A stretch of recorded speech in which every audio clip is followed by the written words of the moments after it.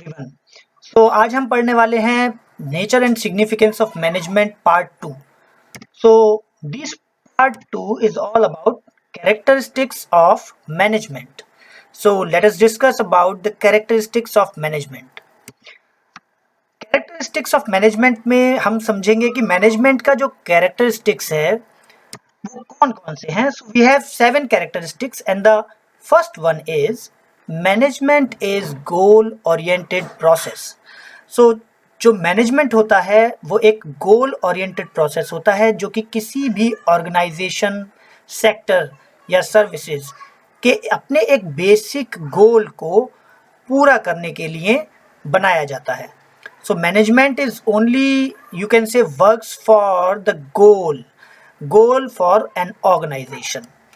Second characteristics है कि management is all pervasive. अब ये परवेसिव मीनिंग आप ये समझ सकते हैं इसको व्यापक, जो हर एक जगह लागू किया जा सके, अप्लाई किया जा सके. So management is all pervasive means the activities involved in managing and enterprise are common to all organisations, whether economic, social और पॉलिटिकल. तो जो भी एक्टिविटीज जो मैनेज करती हैं किसी एंटरप्राइज को, वो सभी जगह एकदम कॉमन होती हैं, चाहे वो फिर इकोनॉमिक हो ऑर्गेनाइजेशन या सोशल ऑर्गेनाइजेशन हो या फिर पॉलिटिकल. हर एक तरह की ऑर्गेनाइजेशन में मैनेजमेंट एक ही तरीके से एक्टिविटीज करता है. So third is management is multi dimensional. अब ये मैनेजमेंट मल्टी डायमेंशनल किस तरह से है? ये हमारे सामने 3 A, B एंड C जो डायमेंशन हैं. First is management of work. So management of work means जितना भी काम, जितनी भी एक्टिविटीज़ होती हैं उनको मैनेज करना. Second is management of people. लोगों को, हर इंडिविजुअल्स जो ऑर्गेनाइजेशन में वर्क करते हैं, whether it is managers, employ, coordinator, supervisors, उनका management. And management of operation, जो भी वर्क एक्टिविटीज़ हैं रिगार्डिंग प्रोडक्ट मैन्युफैक्चरिंग, सर्विसेज, उनको सीक्वेंस में करना, उनको बेटर वे में करना, वन बेस्ट मेथड चुनना, ये सभी चीज़ों का management. So management multi dimensional होता है, वो 3 अलग अलग दिशाओं में भी काम करता है. And next is fourth, management is a continuous process. ये एक कंटिन्यूअस प्रोसेस है, लगातार चलने वाला. जिस तरह से management, the process of management is a series of functions and performed by all the managers all the time. So आप समझ सकते हैं कि मैनेजमेंट एक फंक्शंस की एक सीरीज है, जो फंक्शंस हम आगे आने वाले चैप्टर्स के आगे पार्ट में पढ़ेंगे कि प्लानिंग, ऑर्गेनाइजिंग, कंट्रोलिंग, ये सभी जो फंक्शंस हैं मैनेजमेंट के, वो सभी एक एक करके कंटिन्यूअसली परफॉर्म होते रहते हैं.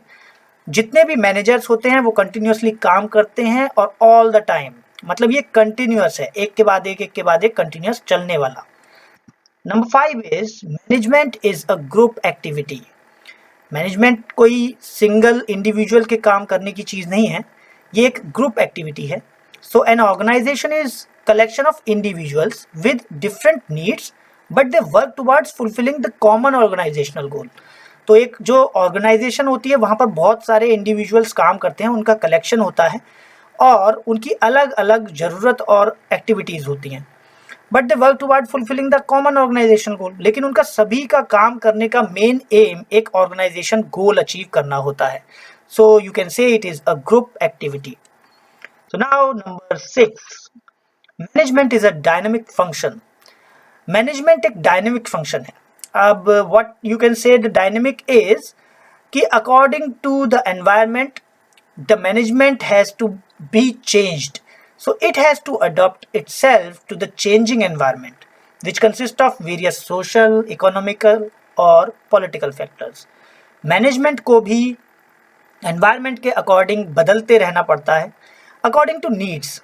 जिस तरह से सोशल लाइफ में बदलाव आता है तो मैनेजमेंट जो ऑर्गेनाइजेशन होती है उसके मैनेजमेंट को उसी तरीके से बदलाव लाने पड़ते हैं. कोई पॉलिटिकल फैक्टर है, उस तरीके से बदलाव लाने पड़ते हैं, या कोई इकोनॉमिकल कंडीशन है, उससे निकलने या उसको अच्छा करने के लिए भी अपने मैनेजमेंट में बदलाव करने पड़ते हैं. सो यू कैन से management is a dynamic function.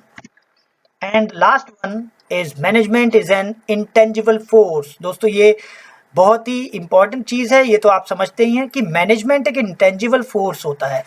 It is the force that can not be seen. इसे देखा तो नहीं जा सकता, but its presence can be felt in the way the organisation functions. इसकी प्रेजेंस को आप महसूस कर सकते हैं जिस तरह से ऑर्गेनाइजेशन के फंक्शन काम करते हैं.